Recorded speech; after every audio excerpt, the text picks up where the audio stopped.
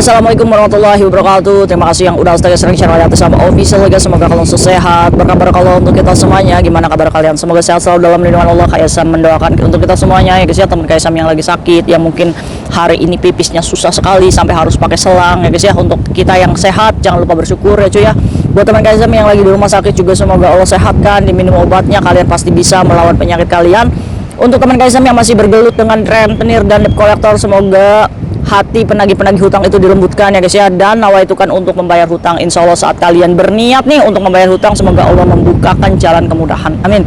Teman Kaisam yang bahagia juga tentunya jangan lupa bersyukur. Oh ya, ada yang menitip doa nih guys. Semalam itu ada ibu mertuanya dari pekerja migran ini. Beliau ini sangat sayang sekali dengan ibu mertuanya, sehingga berharap ada doa kita yang disayang sama Allah. Nah, mbaknya ini memohonkan doa untuk ibu mertuanya guys. Apa salahnya sih kita mendoakan ya guys ya, hanya mengirim Al-Fatihah. Semoga kepulangan ibu mertuanya ini bisa menuju Allah ini dengan husnul khotimah, amin.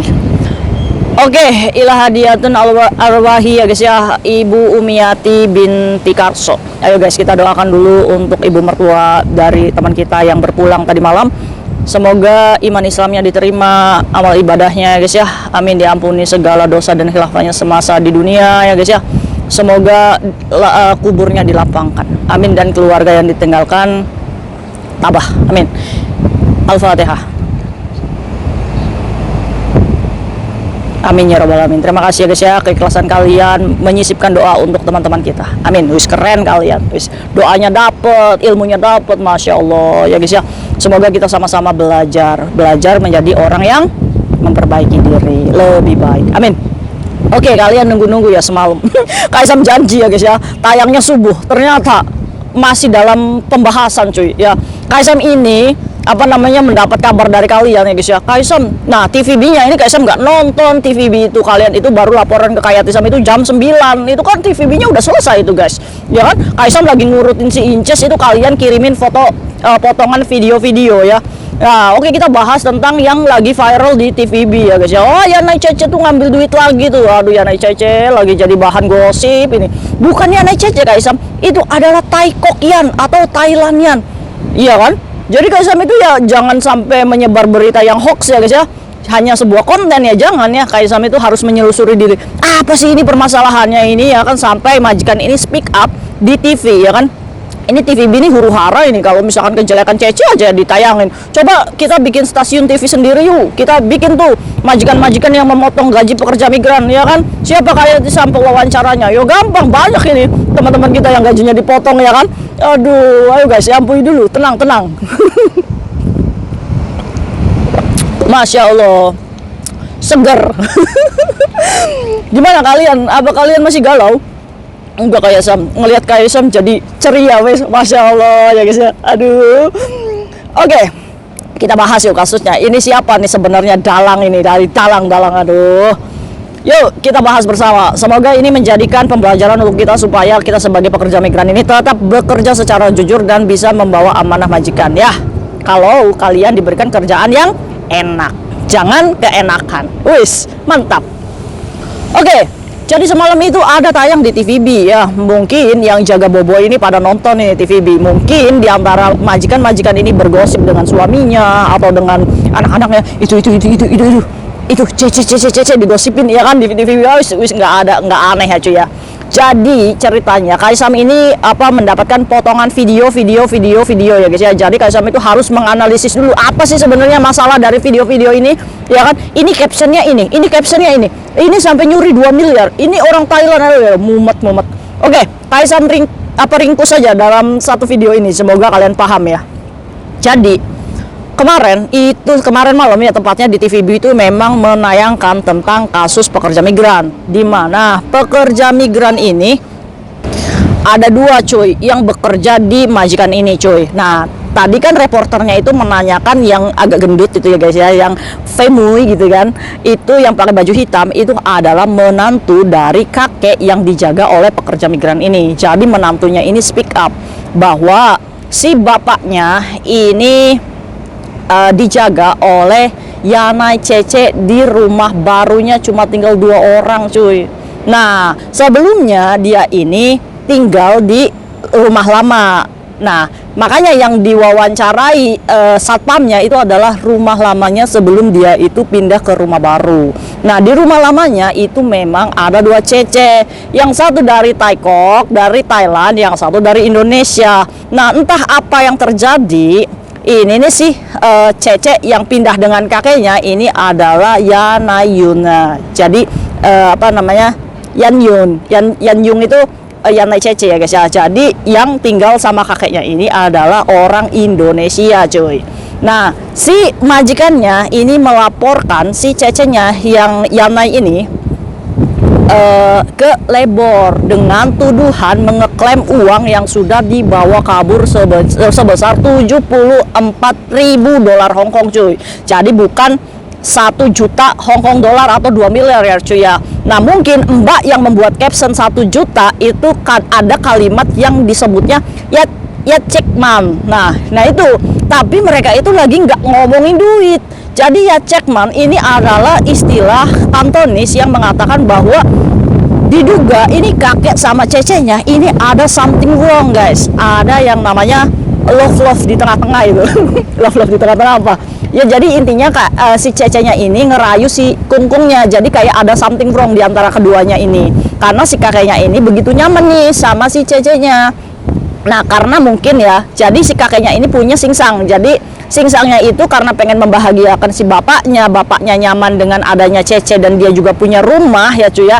Jadi ya udah tidak ditempatkan di panti jompo, tapi Fongtai Cece Haito. Jadi kasih cece di situ untuk jaga bapaknya. Nah, yang mencengangkan si cecenya ini gajinya gede banget cuy, 15.000 plus uang makan. Nah, kita nggak pernah tahu nih 15.000 ini bersih atau 15.000 ini kotor. Nah, tapi kalau misalkan kotor berarti ini gaji cece sama makannya ini jadikan satu 15.000. Siapa nih yang mau jaga kakek gajinya 15.000 cuy? Tapi kalau misalkan 15.000 ini kotor berarti ditanggung semua nih, kayak makannya si kakek, ya kan, kayaknya sih ditanggung makannya kakek ya cuy ya. Jadi nggak dikasih lagi tuh dari dadanya. Pokoknya cece saya 15.000 nih kasih kamu urus nih si bapak saya nih makannya apanya nih, sisanya ya untuk kamu gitu. Nah, gaji segitu itu lebih murah daripada menempatkan Loyanka ke Loyan Yun cuy. Makanya buat orang yang berduit sih ya murah lah segitu ya kan, nitip bapaknya ya kan, dikasih rumah. Jadi rumah baru itu adalah baru ditempati mereka berdua. Nah, jadi rumahnya itu memang kecil. Jadi itu kan ada sofa ya, kan interviewnya di sofa itu. Terus ada kamar. Nah, cecenya itu tidur di atas. Jadi dikasih ranjang. Di bawahnya itu ya komputer ya biasa, mungkin singsangnya itu kadang-kadang juga datang. Nah, nih kebongkarnya, kenapa nih bisa dilaporkan? Jadi si kakeknya ini dibawa pergi tanpa bilang-bilang sama anaknya. Si anaknya ini ngecek, cuy, bapak saya kemana ya? Nggak ada kabar cuy. Jadi karena curiga si singsangnya ini mengecek akun banknya si bapaknya. Apakah bisa kayak dicek oleh anaknya? Dia bisa kalau misalkan kita melaporkan ke bank kalau bapak saya hilang nih, bapak saya hilang, iya kan? Otomatis yang pertama dilakukan adalah melaporkan polisi untuk mendapatkan pengecekan bank tersebut ya kan, diselusuri nih akun banknya ini kemana gitu. Nah, setelah kebongkar dari akun tersebut itu memang setiap bulan ada pengambilan uang 10.000 sampai 15.000 ya, itu normal ya cuy. Karena apa? Karena gajinya si Cece ini kan setiap bulan 15.000. Jadi wajar aja kalau setiap bulan ada pengeluaran 10.000 sampai 15.000 untuk membayar si cecenya. Cuma yang jadi curiga setelah si kakeknya ini nggak ada, itu ada pengeluaran uang sebesar 70 lebih ya guys ya, 74.000 dolar Hongkong, sekitar 150 juta. Kemana ini duit? Iya kan?